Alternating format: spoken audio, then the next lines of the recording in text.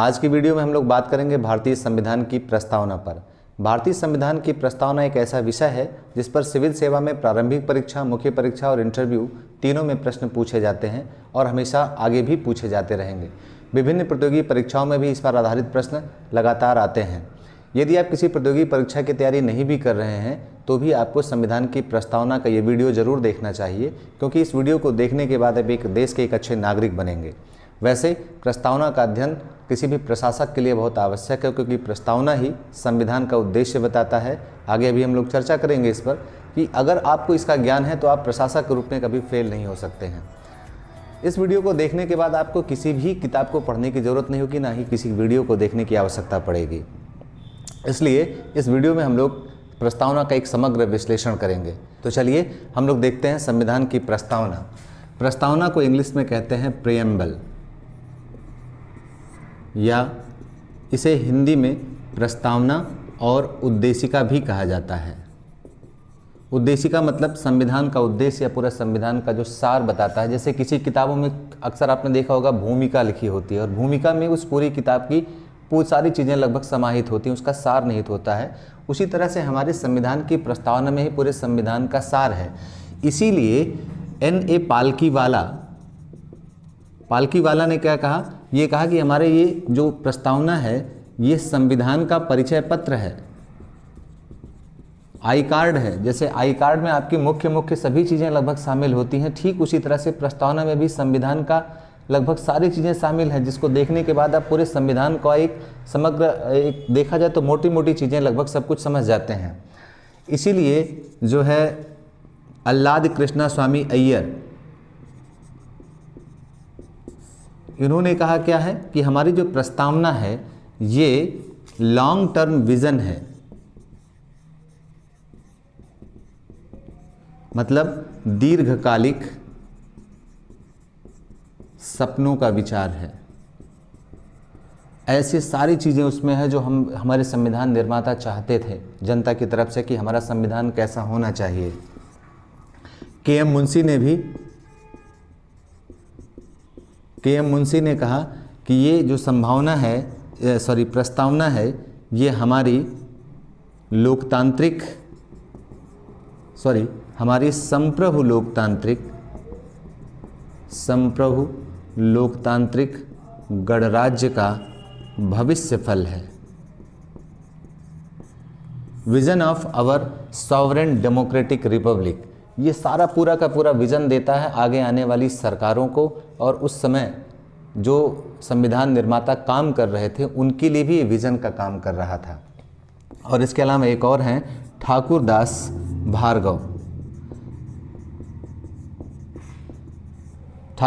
भार्गव ने कहा कि ये हमारे जो संविधान की जो प्रस्तावना है ये संविधान की आत्मा, कुंजी व आभूषण है, मतलब शोल है, ये की है और ज्वेल है। इन चारों के बारे में मैं इसलिए बात कर रहा हूं कि ये कई बार अलग अलग परीक्षाओं में पूछे गए हैं, इस नाते इन चारों के बारे में जानना जरूरी है। इस वीडियो के समाप्त होने के बाद आप इनका अर्थ समझ जाएंगे कि क्यों इन लोगों ने ऐसा कहा। आत्मा का मतलब है कि सब कुछ प्रस्तावना में निहित है। कुंजी का मतलब है कि जहाँ कहीं भी चीज़ें फंसती हैं संविधान में वो यहाँ से फिर देखा जाता है कि संविधान कहना क्या चाहता है। और ज्वेल का मतलब है कि अगर प्रस्तावना को यहाँ से निकाल दें तो इसकी सुंदरता पूरी तरह से समाप्त हो जाती है।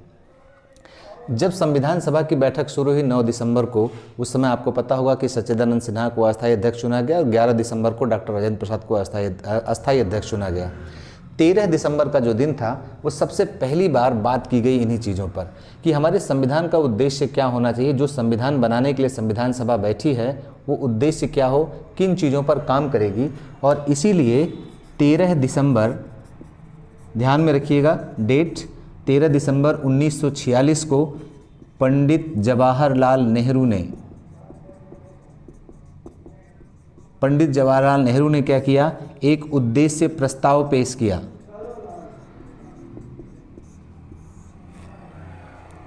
यही उद्देश्य प्रस्ताव ही आगे चल करके जब संविधान तैयार हो गया, इसी उद्देश्य प्रस्ताव में थोड़ा बहुत फेरबदल करके इसी को उद्देशिका या प्रेम्बल बना दिया गया। तो 13 दिसंबर 1946 को पंडित जवाहरलाल नेहरू ने देश प्रस्ताव पेश किया। इस पर संविधान सभा के सदस्यों के बीच वाद विवाद हुआ और अंततः इसे 22 जनवरी 1947 को सर्वसम्मत से पास कर दिया गया। यही उद्देश्य प्रस्ताव जो है हमारा, ये उद्देश्य प्रस्ताव वाकई में ये क्या था, ये पूरा का पूरा संविधान का दर्शन था। पहले ही स्पष्ट कर दिया गया था कि हमारा संविधान किस ओर जाएगा, उसकी फिलॉसफी क्या होगी, उसका दर्शन क्या होगा, और इसी आधार पर पूरे संविधान का निर्माण हुआ।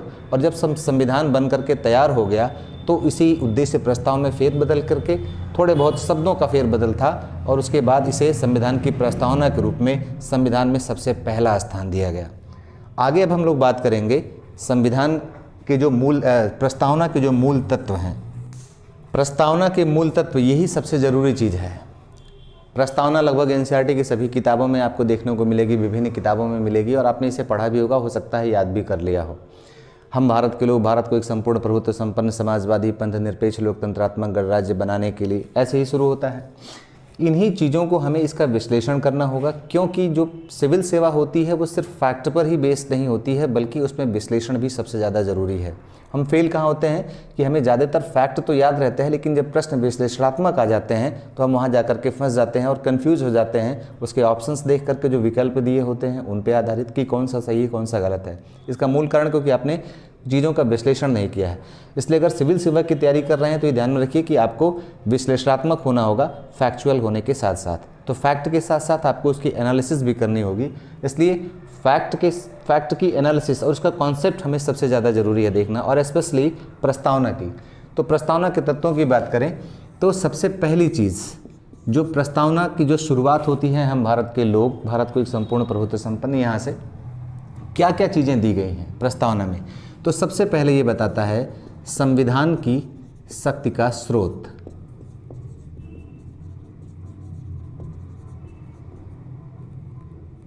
संविधान की शक्ति का स्रोत या सोर्स ऑफ द पावर। जो संविधान में सारी शक्तियां हैं जिनके तहत विभिन्न संवैधानिक पदों पर बैठे हुए लोग उन शक्तियों का प्रयोग करते हैं, वो शक्तियां आई कहां से हैं। दूसरा, हमारी जो राज व्यवस्था है, जो पॉलिटिकल सिस्टम है, उसकी संरचना कैसी होगी, structure of the political system.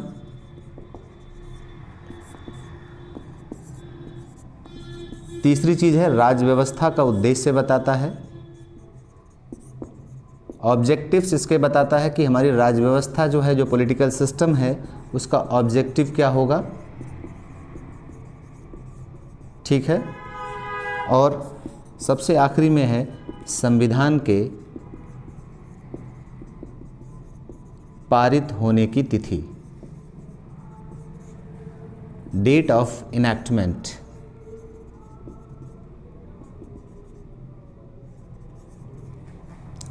संविधान का अगर प्रस्तावना का पूरा आपने पढ़ा होगा तो आपको ये मूल रूप से यही चार चीज़ें आपको इसमें दिखाई पड़ेंगी। बाकी सारी चीज़ें हैं, एक एक चीज़ों पर हम लोग बात करेंगे। जैसे संविधान की शक्ति का स्रोत, जो संविधान का जो सबसे पहला शब्द है वही है, वो क्या है, हम भारत के लोग, we the people of India, यहीं से शुरू होता है ना।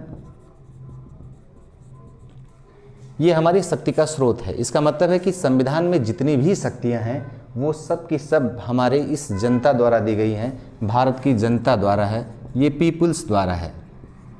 शक्ति का स्रोत कौन है, जनता है। ये प्रश्न पूछा गया है, भारत में शक्ति का स्रोत कौन होता है, संविधान में शक्ति का स्रोत है, संविधान को अधिकार कहाँ से मिलते हैं। इस तरह से घुमा करके अलग अलग कई बार अलग अलग परीक्षाओं में प्रश्न पूछे जाते हैं, तो आपको कंफ्यूज नहीं होना है। ये ध्यान रखना है कि हमारे संविधान में शक्ति का स्रोत है, संविधान के अधिकार का स्रोत सब के सब भारत की जनता है। जनता ही हमारे संविधान की निर्माता है, जनता की तरफ से ही संविधान निर्माताओं ने संविधान का निर्माण किया है। ये ध्यान में एक बार ये प्रश्न पूछा गया कि ये हम भारत के लोग, ये शब्दावली, ये जो सेंटेंस है ये लिया कहाँ से गया है, तो आपको ध्यान में रखना है कि शब्दावली को हमने अडॉप्ट किया है यूएनओ चार्टर से। 1945 में ही यूएनओ का चार्टर बन करके तैयार हो चुका था। 24 अक्टूबर 1945 को यूएनओ बन गया था और यूएनओ के चार्टर में जो पहला शब्द था वो था हम संयुक्त राष्ट्र के लोग, और हमने वहाँ से प्रेरित होकर के इस शब्दावली को अपनाया, हम भारत के लोग। यूएनओ में जो सारी पावर है वो सभी राष्ट्रों ने मिल करके दी है, उसी तरह से हमारे संविधान में जितनी शक्तियाँ हैं वे सारी शक्तियाँ लोगों ने मिल करके दी हैं। एक प्रश्न अक्सर इंटरव्यू में पूछा गया या कि अगर देखा जाए तो सर्वोच्चता की, अगर सभी शक्तियों का स्रोत जनता है तो क्या जनता सर्वोच्च है, या राष्ट्रपति सर्वोच्च है, या संसद सर्वोच्च है, या न्यायपालिका सर्वोच्च है? सर्वोच्चता की स्थिति में कौन है? संविधान, जनता, न्यायालय, संसद, राष्ट्रपति, कौन? वास्तव में सर्वोच्चता की स्थिति में होगा संविधान। जब कभी भी आपको दोनों में टकराव महसूस हो या ऐसा लगता होगा कि जब संविधान का निर्माण किसने किया है? भारत के लोगों ने किया है, तो लोग सर्वोच्च होंगे, पर ऐसा नहीं है। संविधान सर्वोच्च है। सुप्रीम कोर्ट ने 2002 में कपूर बनाम तमिलनाडु राज्य में निर्णय दिया था कि भारत के लोगों ने अपनी सभी शक्तियां संविधान को सौंपने के बाद स्वयं भी संविधान से बंध जाते हैं। इसलिए ऐसा नहीं हो सकता कि भारत के लोग सर्वोच्च हैं, आज वो जिस संविधान पे चल रहे हैं उस संविधान को हटा करके कोई दूसरा संविधान बना दें। ऐसा बिल्कुल नहीं होगा। क्यों? क्योंकि संविधान बन जाने के बाद सर्वोच्च स्थिति में होता है संविधान, ना कि भारत के लोग। चलिए अब दूसरे बिंदु पर आते हैं, राजनीतिक व्यवस्था की संरचना पर। Structure of the political system, ये क्या है? 5 शब्दों में इसका पूरा वर्णन है। हम भारत के लोग भारत को एक संपूर्ण प्रभुत्व संपन्न, मतलब सॉवरेन, समाजवादी, सोशलिस्ट, पंथनिरपेक्ष, सेकुलर, लोकतांत्रिक, डेमोक्रेटिक, गणराज्य, रिपब्लिक, ये पूरी की पूरी संरचना है। ये बनाने के लिए तथा लोगों की ये पूरे शब्दावली है। तो सॉवरेन होने का क्या मतलब है? प्रभुत्व संपन्नता। 3 रूपों में इसे देखेंगे। सॉवरेन होने का मतलब है कि भारत अब ना तो किसी के अधीन है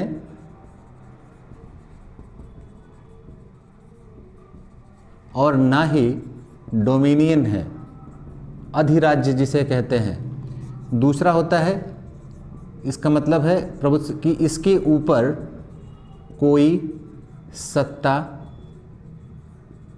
नहीं है। और तीसरा बिंदु है कि भारत अपने आंतरिक व बाह्य मामलों में निर्णय लेने के लिए स्वतंत्र है।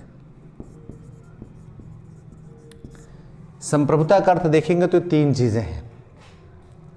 सबसे पहली बार अगर आप प्रस्तावना देखेंगे तो हम भारत के लोगों के बाद जो चीज़ स्पष्ट की गई कि भारत को क्या बनाना है, एक प्रभुत्व संपन्न स्टेट बनाना है, सॉवरेन स्टेट बनाना है। सॉवरेन होने का मतलब है कि भारत अब किसी के अधीन नहीं, ना डोमिनियन स्थिति है। 1947 का जो भारत शासन अधिनियम था उसमें भारत और पाकिस्तान को डोमिनियन स्टेट का दर्जा दिया गया था, लेकिन हमारे संविधान निर्माताओं ने तुरंत ही संविधान की प्रस्तावना में स्पष्ट कर दिया कि भारत पूर्णतः प्रभुत्व संपन्न है, डोमिनियन की स्थिति में नहीं है। ऑस्ट्रेलिया आज भी डोमिनियन की स्थिति में है। वहाँ का मुखिया जो है, जो राष्ट्र प्रमुख है, वो गवर्नर जनरल है, लेकिन उसके बावजूद गवर्नर जनरल ब्रिटिश क्राउन के नाम पर ही वहाँ सत्ता का प्रयोग करता है। लेकिन भारत का राष्ट्रपति ऐसा नहीं है। 99 साल की लीज वाली बात आप लोगों ने सुनी होगी, तो ये ध्यान में बिल्कुल वो उनके लिए वो भ्रम पैदा करता है जो बिल्कुल इस शब्दों को नहीं जानते। साथ ही इन शब्दों को बारे में जानना जरूरी है। भारत अब ना तो किसी के अधीन है, ना डोमिनियन की स्थिति में है, इसके ऊपर कोई सत्ता नहीं है, आंतरिक व बाह्य मामलों में स्वतंत्र है। तीसरी बात करते हैं समाजवाद की। समाजवाद में क्या है, ये ध्यान में रखना है कि ये समाजवादी और सेकुलर ये दोनों शब्द कब जोड़े गए थे? 42वें संशोधन द्वारा। 42वें संशोधन 1976 द्वारा ये शब्द जोड़ा गया। 3 शब्द थे प्रस्तावना में जोड़े गए, समाजवादी, पंथनिरपेक्ष और अखंडता शब्द, integrity, socialist, secular and integrity, ये तीनों शब्द 42वें संशोधन 1976 द्वारा जोड़े गए हैं। लगभग सभी तरह की प्रतियोगी परीक्षाओं में ये प्रश्न जरूर पूछा जाता है, छोटे से छोटे और आईएएस की इन परीक्षाओं में भी। तो इस शब्द को ध्यान में रखना है, लेकिन अब इसका कॉन्सेप्ट हमें समझना जरूरी है कि क्या है। तो तो समाजवाद को अगर हम देखें तो समाजवाद दो रूपों में आपको दिखाई पड़ेगा, एक ये आर्थिक संकल्पना के रूप में और दूसरा राजनीतिक संकल्पना के रूप में। आर्थिक संकल्पना क्या कहती है? आर्थिक संकल्पना के रूप में समाजवाद का अर्थ होता है कि उत्पादन के सभी साधनों पर किसका नियंत्रण होगा? सार्वजनिक नियंत्रण होगा। आर्थिक संकल्पना और दूसरी राजनीतिक। आर्थिक संकल्पना में उत्पादन के सभी साधनों पर सार्वजनिक नियंत्रण, public control over the means of production, सीधी सीधी। दूसरी राजनीतिक संकल्पना, ये समझ में आ गया? नहीं आया होगा। तो उत्पादन के सभी साधनों पर सार्वजनिक नियंत्रण कहने का मतलब ये है कि जो संसाधन है उस पर कंट्रोल किसका होगा? सरकार का होगा। इसकी ठीक उल्टी संकल्पना अगर हम लोग देख लें समाजवाद की, समाजवाद और इसकी ठीक उल्टी संकल्पना है पूंजीवाद, इसी से जुड़ा हुआ है उदारवाद और इसी से जुड़ा हुआ है व्यक्तिवाद। कैपिटलिज्म, लिबरलिज्म और इंडिविजुअलिज्म, ये तीनों संकल्पनाएं किसकी बात करती हैं? व्यक्ति की स्वतंत्रता की, कि व्यक्ति को पूरी तरह से फ्री छोड़ दीजिए। ये वाकई आर्थिक संकल्पना कहता है कि व्यक्ति को जितना आप निश्चित फ्री छोड़ देंगे उतना बेहतरीन उद्यम करके दिखाएगा। अगर सरकार उसमें किसी भी तरह का हस्तक्षेप करती है तो इससे उसकी उद्यमशीलता प्रभावित होती है। तो सरकारों को न्यूनतम हस्तक्षेप करना चाहिए। लेसस फेयर की थ्योरी है या हस्तक्षेप के सिद्धांत है, मतलब सरकार ज़्यादा काम ना करे, वो प्राइवेट कंपनियों के हाथ में छोड़ दे। जबकि समाजवाद ठीक उसका उल्टा करता है, वो कहता है कि निजी कंपनियां अगर व्यापार करती हैं तो सिर्फ मुनाफे के लिए करती हैं। भले ही व्यक्ति की स्वतंत्रता वहाँ दिखाई पड़ती है, तो वो व्यक्ति की स्वतंत्रता कुछ व्यक्तियों की स्वतंत्रता होकर के रह जाती है, क्योंकि वो कुछ व्यक्ति, कुछ पूंजीपति, मैक्सिमम जो अधिकांश लोग हैं उनका शोषण करती है। इसलिए समाजवाद आर्थिक संकल्पना के रूप में कहता है कि जो उत्पादन के साधन है उस पर निजी व्यक्तियों का नियंत्रण नहीं होना चाहिए, बल्कि सार्वजनिक नियंत्रण होना चाहिए। दोनों में यही मूल अंतर है। ध्यान में रखना है कि ये सारी संकल्पनाएं क्या बात करती हैं? ये प्राइवेट कंट्रोल की बात करती हैं। और समाजवाद क्या कहता है? ये पब्लिक कंट्रोल की बात करता है। किस पर? सभी संसाधनों पर। जो देश के संसाधन है उस पर सरकार का नियंत्रण होना चाहिए, मतलब कि राष्ट्रीयकरण को बढ़ावा देने वाली नीति है। जबकि प्राइवेटाइजेशन की नीति कौन सी है? ये पूंजीवाद, उदारवाद और इसकी 1991 के बाद से भारत में उदारीकरण का दौर शुरू हुआ। एलपीजी की पॉलिसीज आई, आप सबको पता होगा कि लिबरलाइजेशन, प्राइवेटाइजेशन एंड ग्लोबलाइजेशन की पॉलिसी। ये तीनों पॉलिसीज बात करती है कि उत्पादन के साधनों पर निजी नियंत्रण होना चाहिए। अब ऐसा लग सकता है कि आपको कि समाजवाद शब्द प्रस्तावना में शामिल होने के बावजूद सरकारें कैसे इसका उल्लंघन कर रही हैं, उदारवाद की तरफ जा रही हैं। इसका सीधा जवाब इसकी राजनीतिक संकल्पना में निहित है। राजनीतिक संकल्पना क्या कहती है? आपको ध्यान में रखना होगा। राजनीतिक संकल्पना के रूप में समाजवाद का अर्थ होता है हीनतम को अधिकतम। ये फार्मूला है समाजवाद का, एकदम ध्यान में रखिए। जो सबसे कमज़ोर है, जो सबसे गरीब है, उसे सबसे ज़्यादा दिया जाना चाहिए। संसाधनों के वितरण में आनुपातिक न्याय की बात होएगी। यही राजनीतिक संकल्पना है समाजवाद की। और ये समाजवाद क्यों ये है राजनीतिक संकल्पना? क्योंकि हमने जो समाजवाद अडॉप्ट किया है, जो सोशलिज्म अडॉप्ट किया है, ये कैसा है? ये डेमोक्रेटिक सोशलिज्म है, लोकतांत्रिक समाजवाद है। वाकई में समाजवाद के इतने रूप हैं, अलग अलग समय में इसका अर्थ बदलता गया, अलग अलग देशों में इसका अर्थ बदलता गया। भारत में जब समाजवाद की प्रथा आई तो इसको कैसा? इसको डेमोक्रेटिक स्वरूप दिया गया। वास्तविक अर्थ में समाजवाद होता है साम्यवादी समाजवाद, जैसा चीन में है, जहां उत्पादन के साधनों पर पूरी तरह से कंट्रोल है सरकार का, कि वही सरकार ही सब कुछ करेगी। लेकिन भारत में उसके स्वरूप में चेंज किया गया। ये डेमोक्रेटिक सोशलिज्म क्या कहता है कि जो गरीब हैं, निसहाय हैं और जो कमज़ोर हैं, उनको सर्वाधिक सहायता की ज़रूरत है और सरकार उनको सहायता प्रदान करेगी। इसीलिए इंटरव्यू में ये सवाल पूछा गया कि 1991 के बाद से उदारवाद का दौर भारत में शुरू हो चुका है और अब उदारीकरण की नीतियाँ पूरी तरह से प्रभावी हैं, तो क्या अब सोशलिज्म या समाजवाद शब्द को संविधान की प्रस्तावना से बाहर कर देना चाहिए? आपने पेपर में भी पढ़ा होगा कि कई लोगों ने समाजवाद को प्रस्तावना से बाहर करने के लिए सुप्रीम कोर्ट में केस भी किया हुआ है, लेकिन इस पर कोई निर्णय नहीं हुआ। क्यों? इंटरव्यू में जो सवाल पूछा गया कि ऐसा क्यों किया गया? अब आपको इसी का जवाब देना होगा कि वो समाजवाद क्या है। समाजवाद की दो संकल्पनाएं जो प्रस्तावना में है, एक आर्थिक संकल्पना और दूसरी राजनीतिक संकल्पना है। ये आर्थिक संकल्पना क्या है? ये आर्थिक संकल्पना इस राजनीतिक संकल्पना को पूरा करने का साधन है, और जबकि ये क्या है? राजनीतिक संकल्पना ये हमारी राजनीतिक व्यवस्था का लक्ष्य है।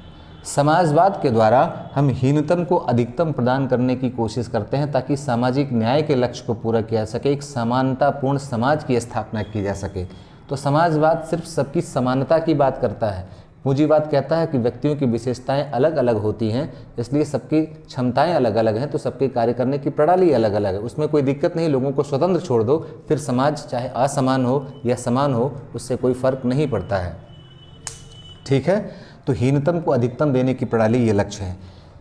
अभी मैंने आपसे जो कहा कि अगर इंटरव्यू में आपसे ये सवाल पूछा जाए तो आप इसका जवाब क्या देंगे कि उदारवादी नीतियों के बाद से क्या समाजवाद शब्द को हटा देना चाहिए? उत्तर होगा बिल्कुल नहीं। क्यों? क्योंकि सरकार ने इस आर्थिक संकल्पना की नीति को छोड़ा है जो इसका साधन है। जब आर्थिक जो उत्पादन के सभी साधनों पर जब सार्वजनिक नियंत्रण था, उससे सरकार को टैक्स कलेक्ट हो रहा था, सरकार के पास आय हो रहा था, और उस आय के जरिए क्या करती थी? हीनतम को अधिकतम प्रदान करती थी। अब क्या है? उससे सरकार को नुकसान होने लगा, तो ये लक्ष्य अधूरा हो गया। इस लक्ष्य को पूरा करने में दिक्कतें हो रही थी, इसलिए हमने क्या किया? इन चीज़ों को बदल दिया है। उत्पादन के सभी साधनों पर सार्वजनिक नियंत्रण की जगह धीरे धीरे क्या कर रहे हैं? निजी नियंत्रण को बढ़ावा दे रहे हैं। इसी को हम उदारवाद या पूंजीवाद या व्यक्तिवाद कहते हैं। तो निजी नियंत्रण को बढ़ावा दे रहे हैं, उसके जरिए सरकार के पास टैक्स आ रहा है, और उस टैक्स के जरिए क्या पूरा कर रही? हीनतम को अधिकतम का लक्ष्य पूरा कर रही है। आपने सरकार की सभी योजनाओं में ये देखा होगा कि हीनतम को, गरीब व्यक्तियों को, कमज़ोर व्यक्तियों को सर्वाधिक दिया जाता है। कोई भी योजना बनती है तो इन लोगों को सबसे पहले ध्यान में रखा जाता है, और यही वास्तव में समाजवाद है। इसलिए उदारवादी नीतियों के बावजूद भी समाजवादी शब्द को संविधान की प्रस्तावना से बाहर नहीं किया जा सकता है। दूसरी चीज़ आते हैं अब पंथ निरपेक्षता पर।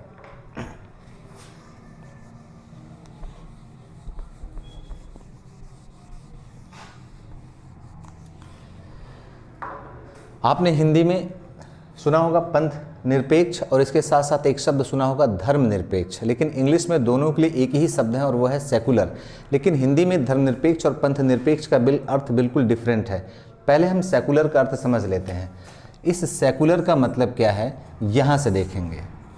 सेकुलर का जो वेस्टर्न कंट्रीज़ में जो अर्थ होता है उसमें चार चीज़ें हैं। एक विद्वान है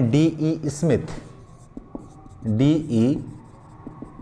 स्मिथ, इन्होंने सबसे बेहतरीन सेकुलरिज्म की परिभाषा दी है, पंथ निरपेक्षता की परिभाषा दी है। चार चीज़ें होनी चाहिए पंथ निरपेक्षता के लिए। पहली चीज़ क्या है? पहली है पंथों की समानता। ठीक है, इक्वलिटी बिटवीन सेक्ट। दूसरा है पंथों को स्वतंत्रता, फ्रीडम ऑफ सेक्ट। तीसरी चीज़ है राज्य का अपना कोई पंथ नहीं, state has no sect oblique religion. जहाँ जहाँ सेक्ट है वहाँ आप रिलीजन कर सकते हैं, तो शायद बेहतरीन समझ में आएगा। Equality between religions, freedom of religion, state has no religion, sect. अभी दोनों में अंतर देखते हैं कि सेक्ट और रिलीजन में क्या अंतर होता है। और चौथी चीज़ होती है पंथ की तटस्थता, या इसी को आप कह सकते हैं धार्मिक तटस्थता, मतलब न्यूट्रलिटी। इसे अगर हम बात करें तो रिलीजियस न्यूट्रलिटी।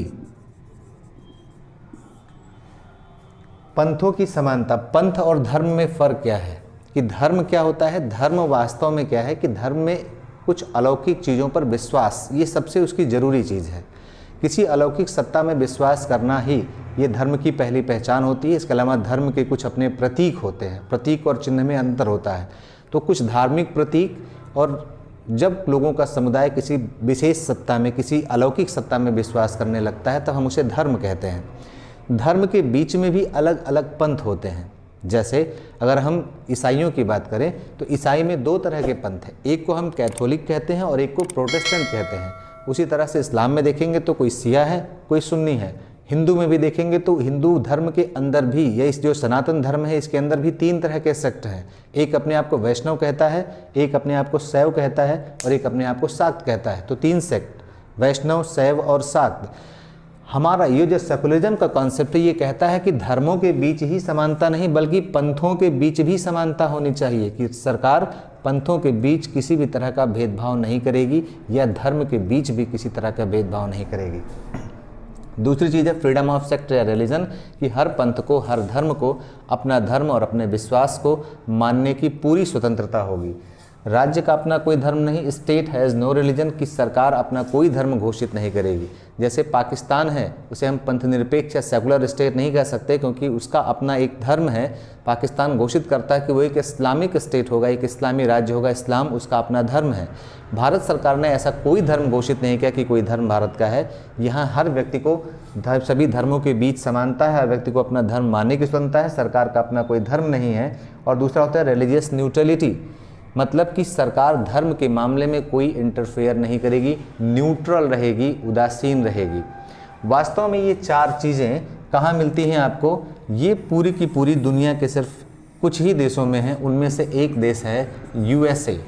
अमेरिका में ये चारों चीज़ें वहाँ की पंथ निरपेक्षता में मिलती हैं।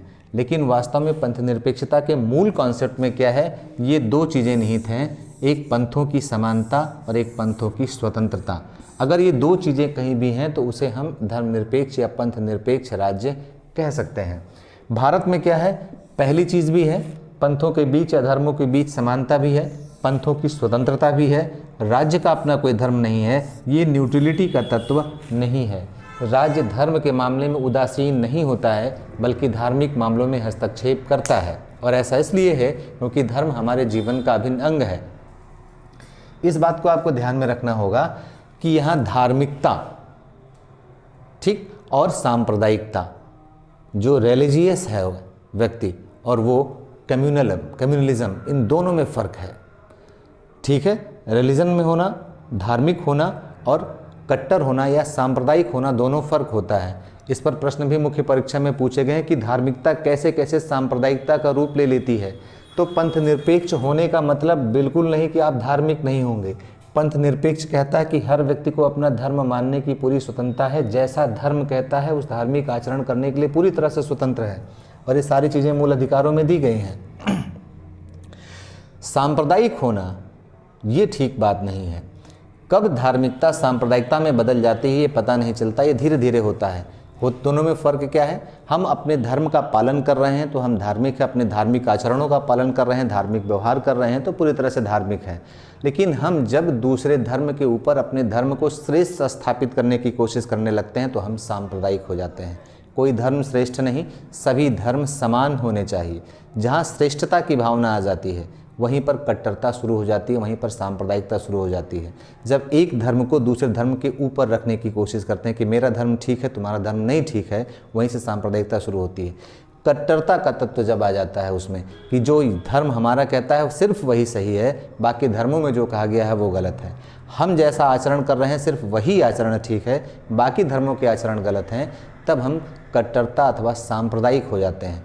तो भारतीय संविधान धर्म मानने की पूरी स्वतंत्रता देता है, हर धर्म को बराबर महत्व देता है, लेकिन कट्टर होने की या सांप्रदायिक होने की स्वतंत्रता नहीं देता, क्योंकि सांप्रदायिकता सार्वजनिक व्यवस्था, पब्लिक ऑर्डर को मेंटेन रखने में बाधा पैदा करती है। एक प्रशासक के रूप में आप इस बात को ध्यान में रखना होगा कि धार्मिक होना बिल्कुल ठीक है, और भारत में अधिकतर लोग धार्मिक हैं भी। धीरे धीरे कब वो सांप्रदायिक हो जाते हैं, एक प्रशासक को इस बात को ध्यान में रखना होगा। जब सांप्रदायिक हो जाएगा व्यक्ति तो वहाँ सांप्रदायिक दंगे और सार्वजनिक व्यवस्था का प्रश्न खड़ा होगा। इसलिए अपने समाज पर अगर आप IAS बने या कोई भी प्रशासन में जाएं तो इस बात को ध्यान में रखें कि वो समाज कहीं सांप्रदायिक तो नहीं होता जा रहा है। सरकारों की भी जिम्मेदारी है कि ये ध्यान में रखे कि जो समाज है वो धार्मिक बना रहे, ना कि सांप्रदायिक होता रहे। धार्मिक और धर्मनिरपेक्षता में कोई अंतर नहीं है। आजकल के तमाम सोशल मीडिया पे आप देखेंगे कि पंथ निरपेक्ष सेकुलर कह करके लोग हंसी उड़ाते हैं। तो सेकुलर कहने का मतलब बिल्कुल ये नहीं कि आप धार्मिक नहीं रह गए, आप सबसे ज़्यादा धार्मिक हैं उन लोगों से ज़्यादा जो खुद को सेकुलर नहीं कहते हैं। तो सेकुलरिज्म एक अच्छी चीज़ है। ठीक है, अब बात करते हैं नेक्स्ट से डेमोक्रेटिक। डेमोक्रेसी का क्या मतलब है?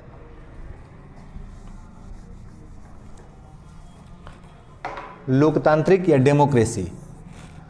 डेमोक्रेसी का मतलब होता है जहां कानून बनाने की ताकत, कानून बनाने की शक्ति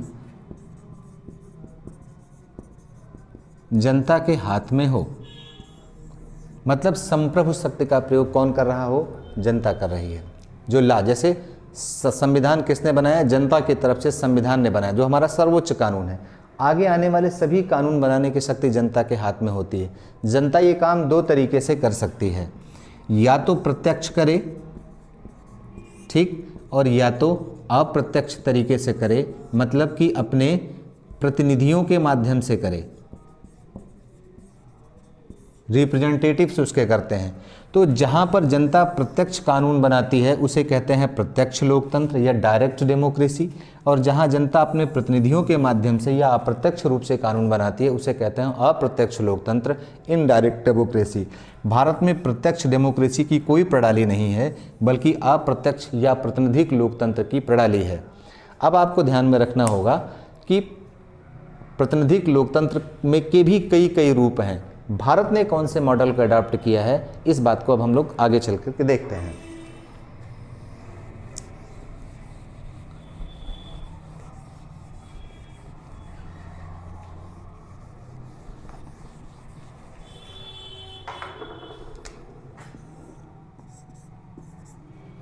ये जो डेमोक्रेसी है, मतलब अब प्रातिनिधिक लोकतंत्र है, भारत में कौन सा? रिप्रेजेंटेटिव डेमोक्रेसी या इनडायरेक्ट डेमोक्रेसी है, प्रातिनिधिक लोकतंत्र। इसके भी दो तरह के 4 रूप हैं, ये ध्यान में रखिएगा कि प्रातिनिधिक लोकतंत्र के 4 रूप कैसे। एक हम देखेंगे शक्ति के पृथक्करण के आधार पे, मतलब सेपरेशन ऑफ द पावर्स के आधार पर, और दूसरा जो है वो शक्ति के विभाजन के आधार पर। जब शक्ति पृथक्करण की बात करते हैं, मतलब कि शक्तियां अलग अलग अंगों में सेपरेट होनी चाहिए, तो इसके आधार पर 2 तरह की व्यवस्थाएं होती हैं। एक कहलाता है अध्यक्षात्मक और दूसरा संसदीय। अध्यक्षीय या संसदीय मतलब प्रेसिडेंशियल, और इसे कहते हैं पार्लियामेंट्री। और शक्ति के विभाजन के आधार पर भी 2 तरह की शासन व्यवस्थाएं लोकतंत्र में देखने को मिलती हैं। एक को कहते हैं संघात्मक और दूसरे को कहते हैं एकात्मक। जहां शक्तियां स्टेट और सेंटर के बीच डिवाइड हों वहां पर होगा फेडरल सिस्टम या यूनियन सिस्टम, फेडरल या संघात्मक, यूनियन, और इसे कहते हैं यूनिटरी। ठीक है, तो जहां शक्तियां केंद्र के हाथ में निहित होंगी उसे कहेंगे एकात्मक, और जहां शक्तियां केंद्र और राज्य के बीच विभाजित होंगी उसे कहेंगे संघात्मक।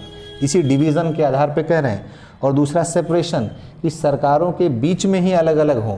जैसे अध्यक्षात्मक शासन व्यवस्था में शक्तियां 3 अंगों में पूरी तरह से सेपरेट की जाती हैं, जैसे न्यायपालिका। ये 3 अंग कौन कौन से हैं? ये 3 अंग हैं, पहला कार्यपालिका एग्जीक्यूटिव, दूसरा है विधायिका या लेजिस्लेचर, और तीसरा है जुडिशरी या न्यायपालिका। ये जो सरकार की पावर्स हैं वो इन तीनों में सेपरेट कर दी जाती हैं और तीनों मिलकर के अपने अपने कार्यक्षेत्र में काम करते हैं, तो वहाँ पर अध्यक्षात्मक शासन व्यवस्था होती है। और जबकि संसदीय शासन व्यवस्था पार्लियामेंट्री सिस्टम में क्या होता है, यहाँ कार्यपालिका और विधायिका मिल के काम करती है। मुख्य विशेषता अगर देखेंगे दोनों में, तो यहाँ पर जो कार्यपालिका है वो कार्यपालिका और विधायिका दोनों एक दूसरे के साथ मिलके काम करती हैं, दोनों एक दूसरे पर डिपेंड होती हैं। भारत में देखेंगे तो भारत में प्रधानमंत्री और पूरा मंत्रिपरिषद ये लोकसभा के ऊपर निर्भर रहता है, लोकसभा के विश्वास पर निर्भर करता है।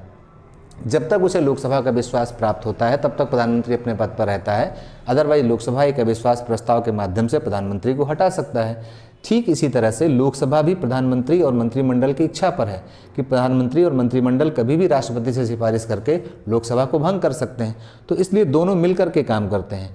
आपने ये भी देखा होगा कि संसदीय व्यवस्था में क्या होता है कि संसदीय व्यवस्था में मंत्री या जो कार्यपालिका का सदस्य है उसे विधायिका का सदस्य होना कंपलसरी है, अनिवार्य है। भारत में कोई भी व्यक्ति मंत्री हो सकता है लेकिन उसे संसद का सदस्य होना अनिवार्य है, अगर नहीं है तो 6 माह के अंदर होना अनिवार्य है।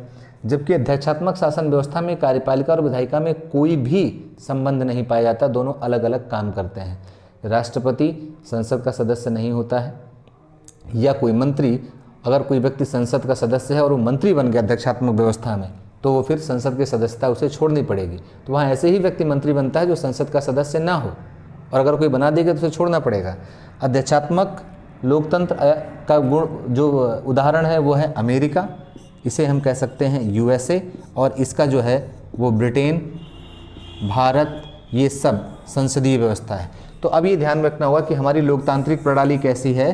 लोकतांत्रिक प्रणाली हमारी अप्रत्यक्ष है, प्रातिनिधिक है, और कैसी है, संसदीय है, और कैसी है, संसदीय और संघात्मक है। इन शब्दों को आपको ध्यान में रखना होगा। आगे चल करके हम लोग इस पर डिटेल्स में बात करेंगे। तो हमारी लोकतांत्रिक प्रणाली संसदीय है, प्रातिनिधिक है और संघात्मक व्यवस्था पर आधारित है। ठीक है। गणराज्य, रिपब्लिक क्या है? रिपब्लिक का मतलब होता है सबसे जो जरूरी चीज़ है, 2 चीज़ें हैं, सभी पद सभी लोगों के लिए खुले हों, और दूसरा जो सर्वोच्च पद है वह निर्वाचित होना चाहिए, इलेक्टेड होना चाहिए। जैसे भारत में प्रत्येक व्यक्ति को किसी भी पद को धारण करने की अगर उसके पास योग्यता है तो धारण करने की पूरी छूट है, और जो भारत का सर्वोच्च पद है राष्ट्रपति का, वो भी निर्वाचित होता है। अगर सभी पद सभी के लिए खुले नहीं हैं और सर्वोच्च पद निर्वाचित नहीं है तो वहाँ पर रिपब्लिकन सिस्टम नहीं हो सकता है, भले ही वहाँ डेमोक्रेसी हो। तो ये ध्यान रखना है कि डेमोक्रेसी और रिपब्लिक ये 2 अलग अलग कॉन्सेप्ट हैं। यहाँ कानून बनाने की शक्ति, और यहाँ पर मतलब है कि संप्रभु शक्ति का प्रयोग जनता करती हो या जनता का प्रतिनिधि करता हो, ना कि कोई वंशानुगत राजा। जैसे उदाहरण के लिए लेते हैं हम लोग ब्रिटेन में डेमोक्रेसी तो है पर रिपब्लिक नहीं है। क्यों? क्योंकि वहाँ सर्वोच्च सत्ता जो है वो किसका है? क्राउन का है, राजा का है, और राजा वहाँ पर वंशानुगत होता है। अभी हाल ही में देखा होगा कि क्वीन एलिजाबेथ II की डेथ होने के बाद प्रिंस चार्ल्स को वहाँ का राजा बनाया गया। वो कोई राज परिवार का ही व्यक्ति राजा हो सकता है, दूसरा ने कोई नहीं हो सकता है। जबकि भारत में लोकतांत्रिक प्रणाली के साथ साथ रिपब्लिक सिस्टम भी है, क्योंकि यहाँ पर राष्ट्रपति कोई भी बन सकता है। यहाँ भी आपने देखा होगा उसी समय ठीक वही दौर था कि जब रामनाथ कोविंद के बाद श्रीमती द्रौपदी मुर्मू को भारत का राष्ट्रपति चुना गया। तो ये पद सबके लिए खुला हुआ है, और यहाँ पर जितने भी पद हैं वो योग्यताधारी व्यक्तियों के लिए ओपन है। इसलिए भारत को एक गणराज्य घोषित किया गया है। तो इन कॉन्सेप्ट्स को आप ध्यान में रखिए, और अगली वीडियो में हम लोग बात करेंगे जो संविधान की प्रस्तावना है वो जो राजनीतिक व्यवस्था का उद्देश्य बताती है, उसको भी डिटेल्स में देखेंगे। हम चाहें तो इस सारे वीडियो को एक साथ या एक कर संक्षिप्त में बता सकते थे, लेकिन ये आपके लिए ज़रूरी है कि प्रस्तावना का अगर आपने समग्र विश्लेषण किया, उसे अच्छी तरह से पढ़ा, तो आगे बहुत सी चीज़ें संविधान के साथ साथ अन्य विषयों में भी आपकी आसान हो जाएंगी। और प्रशासन में अभी बीच बीच में हम लोग चर्चा करते रहेंगे कि कैसे आपको हेल्प करता जाएगा। ये एक अच्छे प्रशासक होने के लिए भी आवश्यक है। तो अगली वीडियो में हम लोग बात करेंगे संविधान की प्रस्तावना में, या जो संविधान की प्रस्तावना में निहित राजनीतिक व्यवस्था का उद्देश्य है उस पर।